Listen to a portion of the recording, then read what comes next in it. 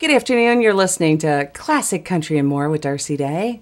I have the pleasure of actually having a chance to interview Sheriff Bill Federspiel and Amy O'Rourke in the studio with me today. How are you guys doing? We're good. Wonderful. Thank you. And so I understand that you recently came up with a song. You wrote it, right, I believe? I did. I wrote a song called I Am The Werewolf on June 9th of this year. Okay, and what inspired you to write that song? Well, I had the pleasure of meeting Amy and her children at a memorial service. There was a group that was paying tribute to Amy's husband, who died in the line of duty. He's a police officer, and I was inspired just after hearing the story and having met Amy and having met her children. I went back home and I just started playing on the piano, and out came a song called I Am the Werewolf. And Amy, I have to express my condolences to you. And it amazes me how strong you are of a person. And is there anything that inspires you to move forward with your life? Well, my faith. Definitely my faith. And you have 4 kids. Yes. Yeah, Yep. and that must be tough, raising 4 kids by yourself. It is, but it's also very comforting to have them. They're Yeah. constant reminders of my husband and all the wonderful things he was. Yep. So Sheriff Federspiel, how did you become connected with Amy? Did you know her husband? I never had the pleasure of meeting Patrick.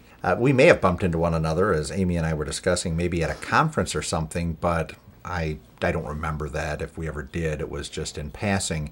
But just after meeting Amy, not once but twice in about a week and a half's period in May of this year at 2 separate functions, it's when I decided I needed to express some feelings that I had, and I couldn't really convey them with words, but something really touched me, and I started playing on the piano. That's always very comforting to me, and I'd never written any music before, but I wrote this song, and I wrote all the lyrics, and it just came out, a metaphor of a werewolf and what police officers have to do, and that's really what the song's about. And as I think about it, I hope this song raises awareness for the public as to how difficult a job police officers have across the country and across the world.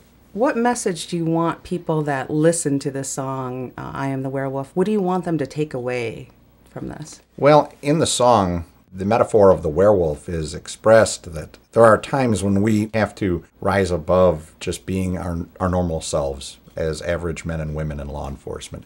We're confronted with some very evil people and people with bad intentions. And so the werewolf is that metaphor that I use. Sometimes we have to become, in my opinion, a werewolf.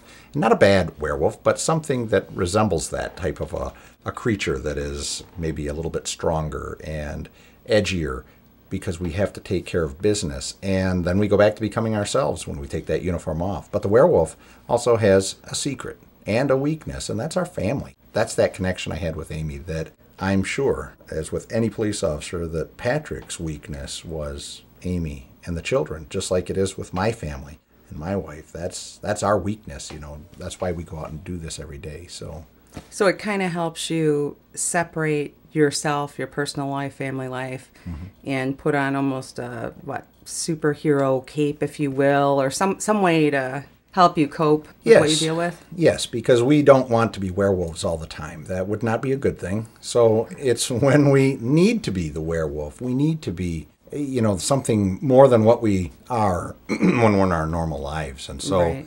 I guess I would just like people to understand that law enforcement is a very difficult job. It's constantly going on. We're always out there across the world, day and night, weekends, holidays.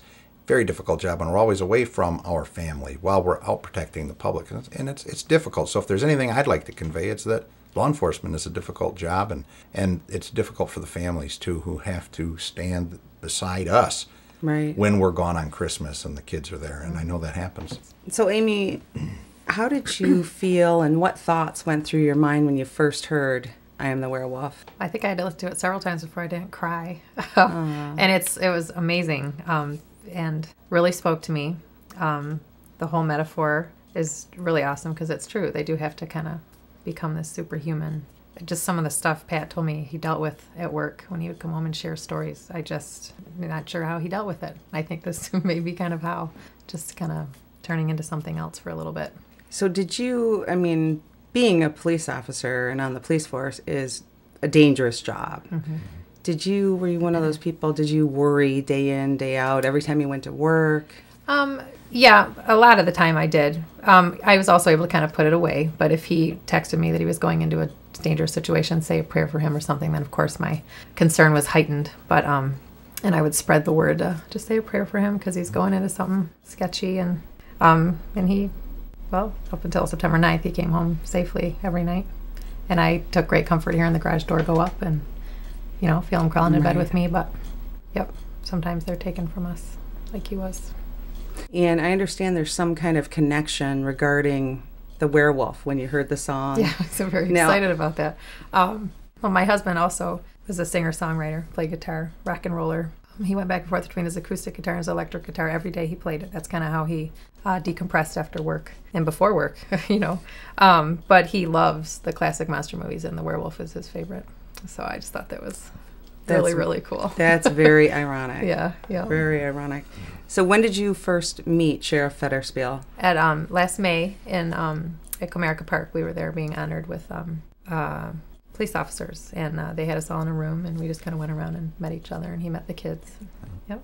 I'm sure the listeners are very anxious to hear this song. Is there anything else you want to add before I play it, before they hear it? Well, yes, there is a portion of the song that we did add in something that is of particular interest. I mean, the song itself starts off with a broad view of law enforcement in the first verse. It narrows down and speaks specifically to events that have occurred in Saginaw. And then the third verse relates directly to Amy and her family and Patrick. But in the musical bridge, we added in a radio call, how Patrick would have been called on the radio at his agency, Radio 55, and his number was 55. That's in the song. That's a tribute to Patrick and for Amy as well. And obviously, Darcy, you're very familiar with that because you are the dispatcher on this song. And I think that was pretty cool. And I want to say thanks for doing that for us because you played a good dispatcher. It was my pleasure. It reminded me of Ski Patrol. It was natural. So that is of particular interest when people are listening and it goes into the musical bridge and the solo. Be listening for that Radio 55 and the final call. It's very touching and an appropriate tribute, in my opinion, for Patrick. It's amazing. That's the part in the funeral that got me. I was able to get through the entire thing just to kind of take it all in because it was such a beautiful tribute. That a police funeral, if you've never gone to one, I encourage you to go. Amazing tribute. And they did not warn me that they were going to do that, but they had dispatch come on over the radio when we were all sitting in the cemetery and call for Pat. And of course he didn't answer. Yeah. Well, again, I'm sorry, Amy. Thank you. And well, thank you both. It's been a pleasure. Thank you. You're welcome. Thank you again to Amy O'Rourke for taking the time to talk with me. And Amy is by far one of the strongest women I have ever met in my life. She lost her husband, Patrick O'Rourke, last September in the line of duty as a West Bloomfield police officer. Let's keep Amy and her family in our thoughts and also in our prayers. And thank you to Saginaw County Sheriff William Federspiel for taking time to talk with me. Also, thanks for writing and singing this amazing song to raise awareness to the challenging and dangerous job police officers undertake willingly every day just to help protect us, keep us safe as citizens. I really feel honored to be a part of such a moving tribute, not only to Patrick O'Rourke, badge number 55, also, this is for police officers and their families everywhere. Let's take a listen for the first time on WCXI, Sheriff William Federspiel, I Am the Werewolf, on your station for classic country and more, WCXI.